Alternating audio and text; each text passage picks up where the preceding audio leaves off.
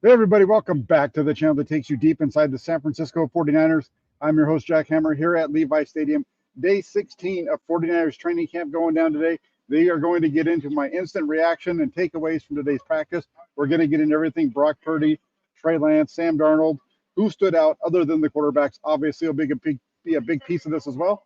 So let's go ahead and let's get into it really quick. Before I start, I want to shout out a few folks over in the comment section because we have a great group in the house already. We got Mr. Ty Olson who says, "Hey Jack, hey Ty, hope you're doing well. Good to see you in here." We got the notorious GAV Big Gav from Wales says, "Let's go!" And let's go. Let's bring this thing on. And then we got Lucas Pesce as well. So we got the international contingent. We got Wales. We got Austria with Lucas, another member of the toolbox. Says, "Hi Jack. Hey Lucas, good to have you on board." Now let's go ahead. Let's get into it. We got all kinds of fun stuff. You can tell that the fans in the area are excited for the Jack Hammer breakdown of training camp practice today. Let's get into it. Uh, Here's what stood out. Day 16 training camp in Santa Clara. Brock Purdy, we're going to start there. All the talk, including from myself in the recent days, has been about the interceptions. Well, that can stop, at least for one day. For the first time since last Tuesday's practice, the Flyers starting quarterback made it through a practice. Guess what? He didn't throw an interception today. No picks for Brock Purdy today. The first time in 5 practices that he hasn't thrown one. So that's good news for the 49ers today with Brock Purdy doing a good job there. Now, in terms of some of the other things that took place, Purdy, he had the lion's share of the reps here on Thursday. A sign he's unlikely to play on Saturday against the Denver Broncos here at Levi Stadium in week 2 of the preseason. Now, throughout the first half of practice for Brock Purdy, he was on the mark. His lone incompletion came actually on his first throw of the day when he missed Brandon Ayuk coming across the field, dropped back to pass, a little bit of pressure on him, just underthrew the ball.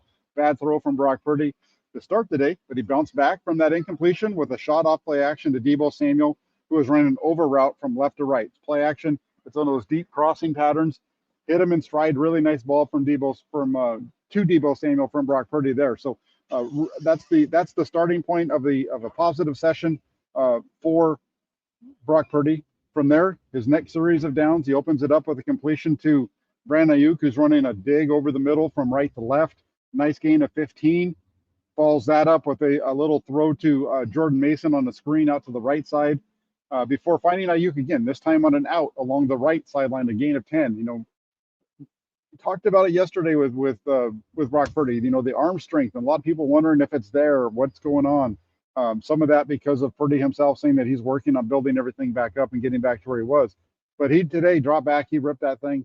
A really nice ball for Purdy, and a nice a couple of really nice throws there. The one over the middle to Deebo Samuel, which is actually a little bit outside just towards the numbers. This one on the sideline, so some nice throws there from Purdy. Then he comes back from that. The final pass of the series saw Purdy work his way from his right, boom, boom, boom, all the way across the field, looking to the right, going through his progression before checking it down to Jordan Mason on the left side for a nice little completion there. So a really nice start to the day for Brock Purdy, 5 of 6 on that first session. Then they went into a special teams break, come out of that, and they moved down into a red zone situation. So down in the red zone, facing 2nd and 5 from the 15, Purdy had a really nice, this is again, arm strength throw. These, show me the throws that show your arm strength. And this is another one. A deep out route. I shouldn't say it's a deep out route. It's a 14-yard out to Deebo Samuel, right along the sidelines, beating the coverage of Dominic Lenore. Really nice ball for Purdy to get that out of his hand. And like I said, that's a strong arm throw, those 10 to 15-yard outs, and a really nice ball there from Purdy to Deebo Samuel. Down the next throw comes up just a couple of plays later. They didn't keep the ball on the one.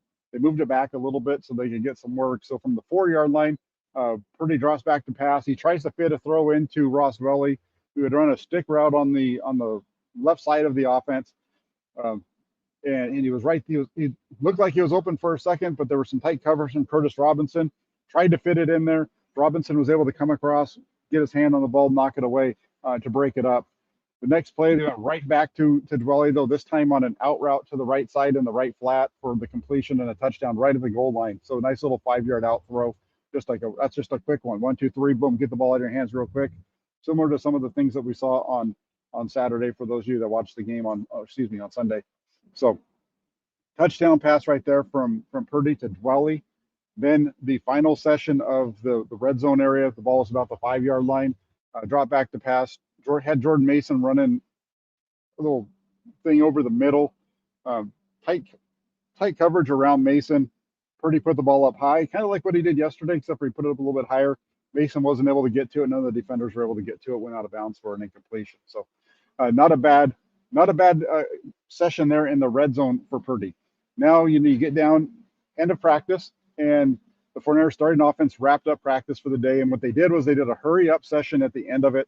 It was a situation for this series was that the 49ers were leading 13-10 with under 2 minutes remaining in the game. So 2 minutes left. It's like a hurry up 2-minute situation, but they have the lead now. So you want to move the ball, but you don't want to turn it over. You want to take risks, but be smart about it at the same time, right? So that's why it's important to look at the situation here. 13-10, you're up. And Purdy opens it up with a little screen out the Deebo Samuel left side. Positive gain, 5 yards, gets the clock running. They get back to the line of scrimmage. Mason off tackle for a gain of 5 for a first down. Then from there, Purdy draws back the pass. Nothing open downfield. Checks it down to Deebo Samuel on the right side for a gain of 4. So now it brings up 2nd and 6. On 2nd and 6, this is probably the worst throw of the day for Brock Purdy. Draws back the pass, has some pressure in his face, throws it off of his back foot to Brandon Ayuk on the left side. This is the kind of mistake that we've seen him make a number of times. This time he was lucky, though. The ball didn't get all the way out there. Isaiah Oliver was playing in the nickel at that point. Breaks on the ball. The ball hit the ground before Oliver, who made a diving attempt to get it, could get there. So it's an incompletion, a lucky break. The ball didn't hang up a little bit longer for Purdy. That's one of those that you don't like to see those kind of plays. That's the one thing. If I was going to give Brock Purdy a really big knock for his performance during training camp, it's those balls where those times when he has pressure in his face, and instead of just throwing the ball away or throwing the ball into the ground by somebody or what have you, he's taking these risks where he's kind of falling back, and he doesn't have, when you're throwing off your back foot anyway, you don't have the arm strength that you do when you step into it and drive it, right? So he's throwing it like this, and the ball just kind of dies on him. That's led to a few of his interceptions so far this year. Almost caught him there, but it didn't. They got a lucky break there. So now, though, facing 3rd and 6, comes back and he hits Danny Gray on a quick little out to the left side. Should have been a first down, but he ends up a yard short of the line to gain. So that brings up 4th and 1.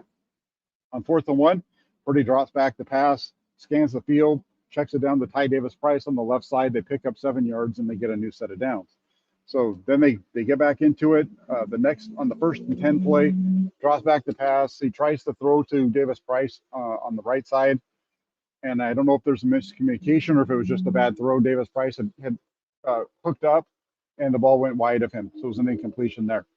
Could have been that he missed them on purpose. I don't think so.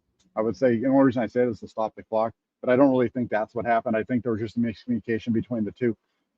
Or it was just a bad pass from Purdy, one or the other, right?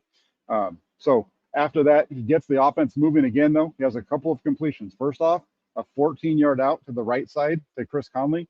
Again, another deep out type of route, those out-breaking routes, something that you don't see a lot from the 49ers offense or really a lot of with Brock Purdy, but he hit, again, another nice one 14 yards earlier in the red zone down to Deebo Samuel. Now another 14-yard out, this time to the other side of the field. They come back from that because he got out of bounds, so the clock stops, right? Next play, drops back the pass. He has Conley open on a crossing route. They complete that for a gain of 8. The clock's running, has to go up, and he spikes the ball. So now you've got 3rd and 2 from the 16. And on 3rd and 2 from that point, Purdy drops back the pass, tries to hit Davis Price in the back of the end zone, and the pass sailed high for an incompletion. Very similar to the play that we saw in the red zone earlier with the overthrow out of the back of the end zone when Purdy tried to hit Jordan Mason. Very, very similar type of play, and the way it worked out. Pass sails high. Now it's 4th down. They bring the field goal unit on, and they actually try to ice the kicker. They pretend that they're icing the kicker for Jake Moody just before the ball snapped. They call timeout. He blasts it over the fence anyway. Okay, so he comes back on and kicks it through, and they get a field goal out of it. So they go into half 16-10. So that was a successful situational drive for the 49ers. Obviously, you would rather have gone up 20-10, but you still get down the field and score points, and that's the objective. You got to get at least 3 on that possession, and they do. Purdy overall today, 13 to 20 with the touchdown. So for Purdy, a good bounce back day after, like I said, after all those days with interceptions to come out today, not turn the ball over. That's the positive for the day for the 49ers. So is Conley number 17? Yes, Chris Conley is number 17. Let's see what else we got. He is. He's a good 5-year vet. He's a good vet. He's been around for a while. So, you look at it, 13 and 19, a throw, the one grounding ball on purpose and that kind of thing. So not bad. Not a bad day overall for Brock Purdy. Do coaches emphasize the try to get rid of the ball off the snap? I mean, they're working on those reads and all those kind of things all the time. So let's see what else we got.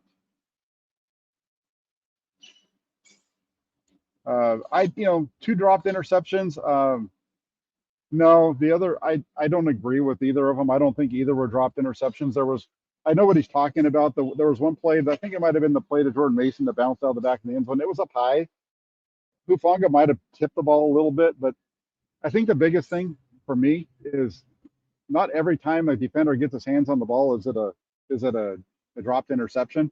So, for example, on that one to Hufanga in the back of the end zone, the one to Mason, they both went up. The ball was high. Neither of them were able to make the catch. It might have tipped off the fingertips of Hufanga, but it wasn't close to being an interception. The one to Oliver was closer. Like I said, that was one that could have been. I don't think it was a dropped interception, but that was one in which the ball was coming down and he made a diving attempt at it. It might have bounced off of his fingers a little bit, but it wasn't one where he had the ball in his hands and he dropped it. So I wouldn't consider that a dropped interception either for Isaiah Oliver. That's the way that I saw it. He could have seen it differently. We are all out there doing the best we can to get our notes and all that kind of stuff. So just, take everything the best you can and we'll go from there. Ronnie Bell, Ronnie Bell is a guy who, not much of an update. You're going to hear a little bit about Ronnie Bell here in a minute, Gav. He had some targets today. I think he might have had a catch or two. But for today's update, there's going to be more about the guy that was covering Ronnie Bell than Ronnie Bell. We'll get to that in just a second. Also, I saw one up here a little bit ago, and I wanted to pull this up because right here we go. Another member of the toolbox. If you're a member of the toolbox, you got the $ next to your name. You've got to get called out. Latu made some catches today, says Randall. Just kidding. Yeah, Cam Latu. We're going to get to him. We're on him in a minute, as they say. Yeah, we're going to get to Cameron Latu as well when we get through the quarterbacks. Not much more on the quarterbacks really to go through today because today was the light practice for the 49ers. It was a quick one. Also wasn't very much. Today's practice was one of those days where it just kind of was not upbeat, kind of dead, kind of a little bit of a lagging type of practice. Everybody's wanting to get through. It's the third day of the week, and everybody just wants to get onto tomorrow for the walkthrough and get onto the game on Saturday. That was really the sense that I got of it today. A lot of yelling by the defensive coaches to try to get that defensive line going and those types of things. But Chris Kosarik yells all the time regardless anyway. So, that's one of the fun things about watching that 49ers defense working out. Let's see. All right, let's go. Let's keep this thing rolling. Let's keep the show on the road. Sam Darnold. We got to talk about Sam Darnold next. And, there's been a lot of talk about Sam Darnold now. He has the number 2 quarterback position locked up. That's been the take by some of the folks in the national media. Sam Darnold is going to be the number 2 quarterback for the 49ers over Trey Lance.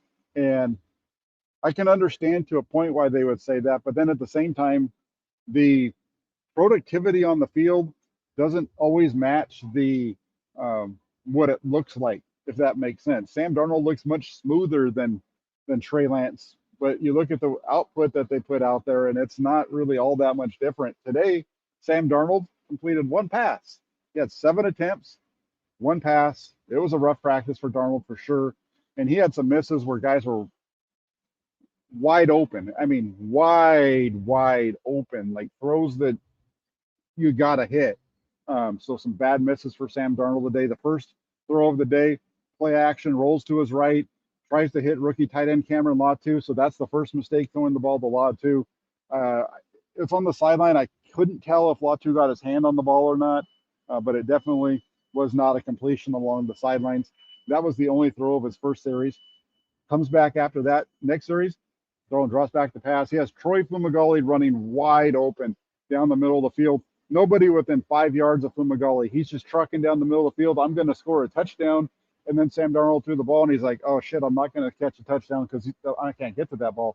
Because that thing was overshot, just not even close to him. He's out like this, and the ball's just overshot completely. Really bad ball from Sam Darnold. And then a couple of plays later, he has Chris Conley open on a deep slant about 20 yards down the field, running a slant. It's not a post, but it's a deeper slant. Has him open, and again, just overshoots it. It's going to be a little. He's open. There's a little bit of some defenders around him. It's definitely not as open as the Fumagalli one, but this should have been a completion. And again, high over his hand. Nobody the defender the safety that's coming up gets his hand. That was the only one that actually got a hand on the ball. Just a bad throw by Sam Darnold. So not a good start at all for him. 0-3 in that early portion of practice. And then you go from there. You get down into the red zone. He moves down there. That's his next series, and where he's going to wrap up his day is down in the red zone. Opens up. He finds Ronnie Bell. So Gav, you're asking how Ronnie Bell did today. Here you go. Ronnie Bell, the first target of the day from Sam Darnold. It's on an out to the left side. They connect for a gain of 8. Good stuff. Then from there, you got 2 more attempts to Ronnie Bell that followed. The first one over the middle from the right side. It was a slant broken up by the defensive back. Next play, they try to get him on an out to the right side. The ball sails out of bounds. Not a good throw on that one, but that was also a really tight coverage. It was going to have to be a really fine throw. It was one of those type of deals where you got to put it right here for that guy to get it. If you throw it back behind him at all, the DB's going to probably either knock it away himself or catch it and go the other direction. So he leads him a little bit too far. Bell's not able to get his hands on the ball. So that's Sam Darnold's day. 1 of 7 on the day. Some bad misses, like I said, a pass breakup as well. The only completion, the one on the little out to Ronnie Bell for a gain of 8. That is at 1 of 7 for 8 yards. Big day today for Sam Darnold. Now, let's see what we got going on over here in the comment section.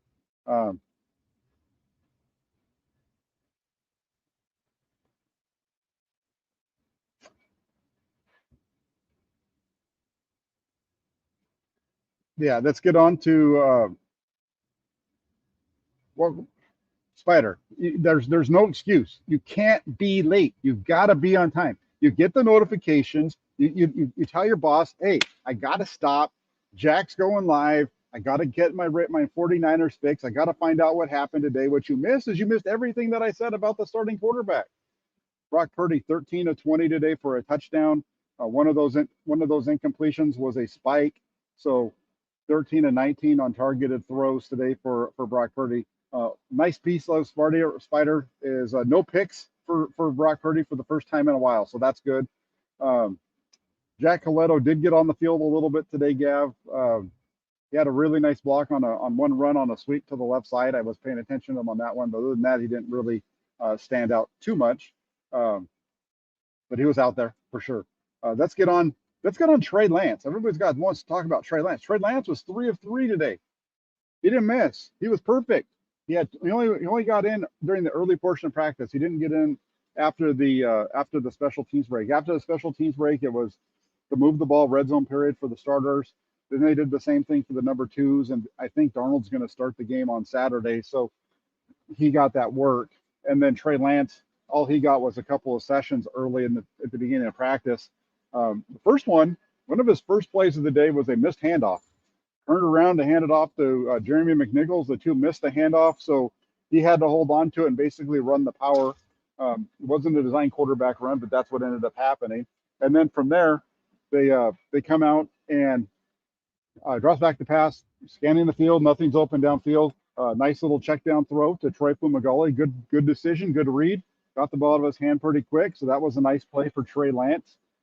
That was it for that series. Comes back on a little couple after another series. Comes back on, opens that up with a quick little screen out to Willie Snead, catch, throw stuff, and that's I would say that that's easy, but we've seen Trey Lance have issues with that in the past. Sometimes getting the it's not as easy as it sounds to like catch it and throw it, especially when you got to do it when you don't have the laces. So it was nice to see him catch it and get it out there. And then he wrapped up his day with a little dropping back coverage downfield again, check it down to Ty Davis Price. So there you have it. 3 throws for Trey Lance, 3 completions. Ball never went more than 5 yards down the field. Make of that what you will. I don't really care. But he was 3 of 3. Had a good day in terms of the completion percentage. Not much action for him. My expectation is that on Saturday you're going to see Sam Darnold get the start, and he'll play the first half. He'll play the first half, and then after the first half, we will see Sam Darnold come on, or excuse me, Trey Lance come on and play the third quarter, and then you might see a little bit of Brandon Allen in the fourth. Brandon Allen did not get any reps again today. Brandon Allen had missed the first 2 days of practice due to a birth. He had a child, so he had missed a couple days. Was back in Santa Clara for practice today. Didn't get any reps though in the practice with the offense. But last week he didn't get any reps of the offense either out in Las Vegas before coming on and playing the fourth quarter for the 49ers. So there you have it. We'll see how it works out. But that would be my guess is that we're going to have Darnold start, Lance in the second half, and then a little bit of Brandon Allen in the fourth quarter. Let's see. We're just looking through really quick.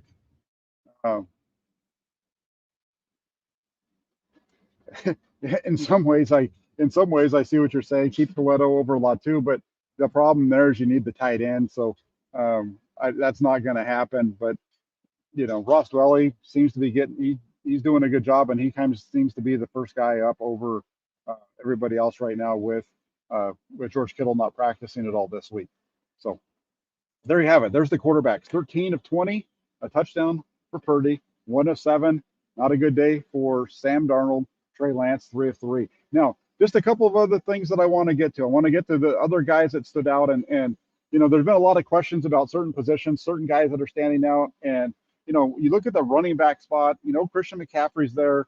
Elijah Mitchell's been hurt. He hasn't been practicing. He was kind of expected to maybe return this week, but he has, we've seen him on the side field, but he hasn't returned to actual practice yet. So Jordan Mason is the guy that I think is taking over the lead for that spot behind McCaffrey, especially with Mitchell out, maybe the spot behind Mitchell if Mitchell's healthy, what have you. But Mason is ahead of Ty Davis Price, in my opinion, but based off of what I've seen so far. The second year back, watching him today, just reminded me that he's just a more fluid runner than Ty Davis Price is. There was one run where he just did a really nice job setting up his blockers before bouncing outside and getting a big gain around the left side. Whereas you watch Ty Davis Price, he's running around that side, and instead of setting up his blockers, he just basically cuts up inside and runs right into a defender. So there's a big difference between the two, I think, in the way they see the holes, the way they see what's developing in front of them. And plus, Jordan Mason, I think, is a better pass protector than Ty Davis Price. Watching the film of the game from Sunday against the Raiders, one of the things that really stood out to me was how bad Ty Davis Price looked in pass protection.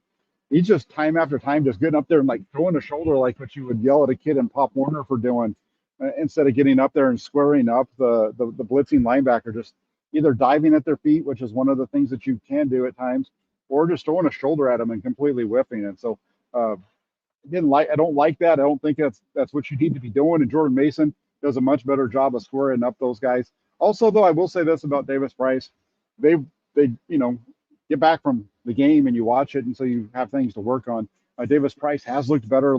They have been having him work on that. So we'll see if it shows up in the game on Saturday night when he gets out there, when he's out there in pass protection, if he does a better job of blocking in those situations. So something to keep an eye on there. Over on the defensive side, a guy that keeps stepping out and just showing out to me. I mentioned his name yesterday. I got to mention it again. It's Jalen Graham, the 7th round rookie linebacker. He just keeps stepping up week after practice after practice over these last couple of weeks. It's like, wow, he looks really good. And I would say right now, based off of what I'm seeing, not based off of anything I've heard from the team or based on where they're playing in like depth charts or anything like that, but just based off of what I'm seeing, is I feel like I would put Jalen Graham on the field over Marcelino McCurry Ball and even over D Winters, another rookie. Today made a really nice tackle on a run out to the right side, right around the line of scrimmage. He just shows a lot of. Um, he doesn't show. That's one of the things I talked about before the pads came on, like during the off-season program and very beginning of training camp. Was he's quick. He moves really good in coverage uh, and chases things down. But what's it going to be like once he puts his pads on? And now with the pads on, you're seeing it still. He's making plays. And I think Jalen Graham has all the makings of one of those late round gems that we see from the 49ers. So that's my take on Jalen Graham. I think he's really looking good. So, if I was going to come in here and tell you today about a rookie that stood out, that's definitely one of them. Uh, let's see what else. That's right. That's right, Gav. The Jordan Mason hype train, all aboard. Whoop, whoop. All right. Yeah, definitely gotta put that one out there because I think Jordan Mason's looking really good. Um, it also says I've seen a lot of talk about Ilm Manning. Tell me everything you're seeing from him. Hey, and when you see the film and you watch what he's doing on the field, he looks good. The only thing I can say about Ilm Manning is I didn't see him on the field today. I mean, he was on the field, but I didn't see. He's not a part of he's not working with the first team offensive line. Obviously, he's not working with the second team offensive line. He's working with the threes. I think Ilm Manning is a guy who um, shows some things really good. Might surprise everybody and show up on the back end of the roster as the last guy. I find it hard to believe that he's going to be kept as the swing tackle, but who knows? He's likely a guy that probably ends up on the practice squad, but he looks really good. There's a lot of positivity around him. I'm just not sure if he's a guy that makes this roster right now. But there's definitely some things that to like. And it's also hard because, sometimes they might be trying to hide guys too, right? So we might not see much of him in practice, might not see, whereas we see more of him in the game on the practice field, at least in the last couple of days. Haven't really seen much of Ilm Manning in terms of reps and those types of things. So good question, though, Gav. Um, so that's Jalen Graham. Another guy, another hype train guy to talk about, Diamador Lenore. Lenore, he came on really strong last season as a starting quarterback opposite of Traverse Ward. Former Oregon Duck continued to look strong throughout this training camp. Isaiah Oliver struggled in the preseason opener against the Raiders, struggled out in Vegas even up before that time. He has spent a lot of time this week working down inside. So what you're seeing is you're seeing Diamador Lenore slide inside to play the slot. And with that, you're seeing Ambry Thomas come on and play on the boundary opposite of Charvarius Ward. And then a couple of times yesterday, they took Ward off the field and had Ambry Thomas and Diamador Lenore working together. Remember, Lenore, Thomas both came in at the same year, both part of the same draft class. Lenore was a fifth-round pick, Thomas the third-round pick. Right now, we're seeing them at times line up on the field together, one in the slot, one on the corner. Lenore got a little bit of work in the slot last year, and he's doing it again this year. And right now, like at least over these last couple of days, what I've seen from Diamador Lenore is he's getting out there with the first team defense too. So an interesting little development there. Whereas Isaiah Oliver getting more of his reps, not with the first group. And then hey, we got this one. We got the guy asking for the offensive line. How is the offensive line looking? And that's actually the next thing I've got on my list was the offensive line. I know this is an area of concern. Is that offensive line, and especially with the loss of Mike McGlinchey today, they provided solid protection throughout for Brock Purdy. The starting five of Williams, Banks, Brendel, Burford, and McKivitz, I think it's a good group. McKivitz is going to struggle at times, but all of these offensive linemen are going to struggle at points, right? But as a unit, they're pretty good. Today, they did a really good job of protecting Purdy. Had a lot of time. I think there was only once, maybe twice, where he had people around him. I talked about the first one that he kind of threw out there, and then another one that was similar to that a little bit later on. So good day, I think, overall for the offensive line. Even the second group that came on, they had a pretty good day as well. Did a really nice job of protecting for Sam Darnold and Trey Lance. They had a lot of protection for those two as well. Out of that second group, led by John Feliciano, Matt Pryor, Jalen Moore at left tackle, Jason Poe at right guard, and Nick Zakel at left guard. That's the way that they've been lining up on that second group, and they look solid today too. Now, so that's the offensive line. One other guy that stood out in terms of veterans, Deebo Samuel. I haven't really talked about Deebo Samuel very much in this camp. most of the focus from everybody has been on Brandon Ayuk because he has been such a big playmaker. So Deebo Samuel's been a little overshadowed, and that might even work in his favor at times. Today, he had 4 passes come his way, caught all 4 of them. In addition to his normal short receptions, little screens and check downs and stuff like that, which allow him to get yards after catch. Today, got open on that deep over route for a nice gain from Purdy. And the other thing is that he's also looked good with the ball in his hands, running the ball. He's picked up big yards on several runs. The type of stuff that they do with Deebo Samuel, get him to the edge and stuff like that. And he's looked really good in that role as well, especially when he's paired up with, with Christian McCaffrey, and they've been getting some good blocking on the edge and stuff like that. So Deebo Samuel has been another guy who, I haven't talked about him much, but he stood out. Today was a good day, so I wanted to make sure that I got him on the list.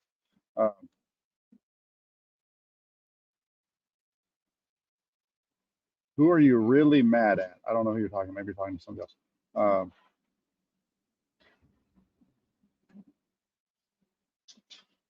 Well, this is a 49er show here, Texas Niner, but you're asking me about the Raiders, and that's cool. I'm just joking. I think the Raiders are going to win probably 8, 9 games this year. I think they might even have a chance to get up to 10. I'm going to say this about the Raiders. They're going to go as far as their defense allows them to go. I think their offense is going to be good. I think their offense is going to put up a lot of points, but their defense, it's going to depend on that defense. Have they improved enough on the defensive side of the ball to make the plays? If they have, they're going to be better than 8 and 9. Otherwise, that's where they come down. So I think there's a chance they get up to 10 wins. That's about as high as I'd go, but I think they're more in that 8 to 9 range for the Raiders this year. And I know last week there was a lot of talk about how weak that defense is, but I'll say I felt like the Raiders defense was pretty good against the 49ers. A lot of tight coverage, not a lot of easy completions, just a lot of it just seemed like almost every time there was a ball going out to a receiver for the 49ers last week against the Raiders, there was a guy he was getting hit as soon as the ball got there. So a lot of tight coverage by the Raiders last week. We'll see how that translates over into the regular season for them. Got to talk about a couple of rookies again to wrap this. Before I get into the rookies, one more guy. I'll get into the rookies in a second. Before I get there, Austin Bryant. I think I talked about him yesterday. I know I've talked about him at least one day this week. Free agent acquisition of Detroit. Nearly had a big play today. Got his hand on the screen pass for Brock Purdy. Almost was able to break it up. That was a little screen out to the right side. It was a completion to Jordan Mason. He got his hands up. The ball tipped off of his hands. But, Bryant's a really good player. He's been around the ball. He's making plays. So I wanted to make sure that I noted the near pass breakup that he had today. So not bad there. I could always talk about Fred Warner too. Fred Warner for all 3 days of camp, the 49ers have started with the runs to the edge. All 3 days, Fred Warner has run down the play for a tackle for loss. Today it was Jordan Mason. The first 2 days it was Christian McCaffrey. McCaffrey didn't practice today, so it was Mason that got tackled for the loss. So Fred Warner, just an absolute. There's a reason why he's an All-Pro. Let's put it that way. Now, we're going to get into some rookies. 4 rookies we're going to talk about really quick. Number 1, Cameron Latu. You guys already know what I'm going to say, right? This guy just can't catch the ball. You just can't catch it. 49ers used a 3rd-round draft pick on this guy out of Alabama, and he cannot catch the ball. It's almost like he's sticking his hands in butter and then trying to catch the ball because the ball hits him in the hands. It's not like he's got to make an acrobatic kind of catch. These are balls that are hit him square in the hands, and he drops it. Today in the end zone, right on him, on a little out. It's a touchdown. Catch the ball, man. And it's tough because there's a lot to like about Latu. Like, you can't catch the ball. That's the problem. I mean, I keep talking about all the time. Every time I talk about how he can't catch the ball, I talk about how there's good things about him. But right now, I don't know how he makes the 53-man roster. That's the thing. Because he can't catch. And Braden Willis catches the ball better than him. Latu's a better blocker, but Latu can't catch. Whereas Willis is improving as a blocker, and he catches everything that comes to him. And then Ross Valley catches everything that comes to him. Charlie Warner has even caught a couple of balls this camp. So, especially with this week with George Kittle being out, a lot of opportunities for Cameron Latu, and he just did not step up. He had a good practice on Tuesday. Drop passes yesterday, dropping balls again today. You just can't have it. I'm not sure what's going to happen with him. Spencer Wagey, undrafted rookie free agent defensive tackle. A lot of people have been talking about him, including myself, this offseason. Today, he got a little bit of run with the second unit in place of Javon Kinlaw, who had the day off. Kinlaw taking the day off. A lot of veterans today did. Waggy, though, was struggling to generate any kind of pressure from the inside, but he did hold up well against the run. So Waggy's a guy who started off really hot, and he's really cooled off as camp's gone along. Maybe getting a little bit, maybe getting a little bit tired and those types of things. There was definitely talk among some of the defensive linemen today about camp fatigue starting to set in. So maybe that's happening with Spencer Waggy. We got Notorious Gav says, I was super high on the Braden Wills pick. Thanks to you, Jack. Awesome call. Hey, he's been really good. I like what he's done so far. Let's see what else we got. I'm glad you liked the Fumagalli play-by-play. That was a good one. I hope you liked it. Let's see what else we got. All right. Lee Vink says there is a mystery injury on the way for Cameron Latu. Hey, that might be the way that they sneak him, keep him onto the roster somehow, because they might have to do that at some point here. Another rookie showing up and showing out is Deshaun Jameson, the undrafted rookie free agent out of Texas. Had a pair of really nice plays down in the red zone. Talked about Ronnie Bell and the matchup that he had. I was asked about Bell's performance. He had that one catch, but there were a couple times the ball went to him and he didn't catch it, and that was because of Deshaun Jameson. On the first one, a slant, Bell running an in-breaking route, like might have been a slant from right to left, and Deshaun Jameson all over him, able to get around, knock the ball away. Really nice play. They come back at him on the next one, this time on an out. He's all over Bell again. The only where that's a completion if it's a perfectly placed ball to the outside. Darnold misses it wide for the incompletion. And I really like everything I see about Deshaun Jameson is that you put that guy in man coverage, he is going to win, and he's going to win very often. And he's going to struggle a little bit in zone stuff, but man, when you put him in man coverage and he can use his hands, that's when he's at his best. In addition to that, I thought he was the best kick returner on the field for the 49ers on Sunday. I know there were some penalties and stuff, so maybe some of his yardage was due to that. But I felt like he just showed more explosiveness and shiftiness than Ronnie Bell as a returner.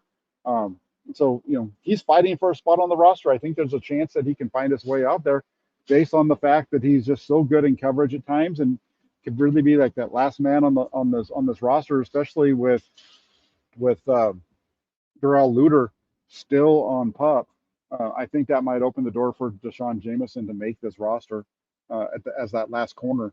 And then last but not least, Jair Brown. Now, this one's a mystery to me. Don't know what's happening. The 49ers haven't told us why, but the rookie safety now has missed 2 practices in a row. He was not on the field yesterday when I was watching the one-on-ones with the tight ends and the safeties. He wasn't out there at all yesterday. Wasn't out there again today. No sign of Jair Brown on the field today, so I'm not sure what he's dealing with. There's something that's got to be going on to miss back-to-back days like that. So Jair Brown not on the field for the second day in a row. No reason given. Without him on the field, we're seeing more of Taylor Hawkins and more of Miles Hartsfield as well with that secondary unit, the second safety group. And so would not expect to see Jair Brown play on Saturday against the Denver Broncos. There's something going on there.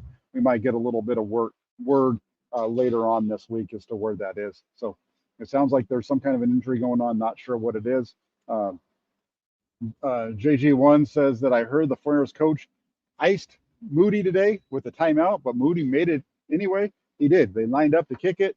It was at the end of that red zone drill. He's ready. Just as right before the ball snapped, they called timeout. It wasn't Shanahan. They called it. Shanahan and the special teams coach were calling it. That's what it was. And so they call the timeout. He boots it over the fence anyway, comes back after that and makes it and gets it through. So good stuff, from Jake Moody. Jake Moody's been on the money. That's the thing that was so hard about, it's just a bad deal for him on Sunday against the Raiders. Is this guy, Jake Moody's been booting the ball here in practice, and he's been doing really good. Then he gets out there in the game and a shank to the left. And the second one, shoot, that was not even, you could tell as soon as he kicked it, it's not good. So I think we're going to see a little bit of Zane Gonzalez in this game too. So a little bit of Zane Gonzalez, a little bit of Jake Moody on Saturday here at Levi Stadium. It's going to be a good one. Now, here we go. just to kind of wrap up the show, again, as far as the quarterbacks go, you had Trey Lance, 3 of 3 on the day, working as the third quarterback. You had Sam Darnold working as the number 2 quarterback today, 1 of 7, off the mark on several throws. And then you also had the starting quarterback, Brock Purdy. He went 13 of 20 with a touchdown. No picks for the first time in a while. So really since last Tuesday. So good to see that. Like I said, there's about 200 of you in the chat. If you guys can do me a favor, hit that like button. After you hit that like button, subscribe to the channel if you haven't already subscribed and you're liking what you're seeing. After you subscribe, turn on your notifications. That way you don't miss anything that happens right here on Inside the 49ers with Jack Hammer. You hit that button because having your notifications on means anytime I upload any kind of video from practice or upload any video of myself or I go live, it lets you know. That way you don't miss it. If you're in a meeting and you see that I'm going live, at least you know that it was live so that you come back to it and watch it after when you get a chance. So please hit the like button, subscribe to the channel, turn on your notifications. Beyond that, have a great rest of your Thursday. Keep it locked in here to Inside the Farmers with Jack Hammer. I will be going live tomorrow. There'll be a show. We're doing a dual show with Larry Kruger. Schmeals was asking me what's happening there. So we will be doing a live show tomorrow morning around 11 o'clock Pacific time. So set your alarm right now, 11 o'clock Pacific time, 2 o'clock on the East Coast. Jack Hammer, Larry Kruger, get here to Inside the Farmers for that show. Give me the views. I need the views. He's got like 20,000 subscribers. I'm trying to get to 10,000. Give me the views, and then we'll make sure we get it back to Larry next time. Anyway, have a great rest of your day, everybody. Enjoy your Thursday. I got football practice to get to. 49ers is done. I'm driving down to watch my son's practice. I haven't been able to see any of those yet. I just get the calls every day. But I'm going to go watch him practice today and hang out with them a little bit. So have a great day, everybody. Enjoy your Thursday. We'll be back tomorrow, 11 o'clock in the morning. Take care, and we'll be talking with you soon.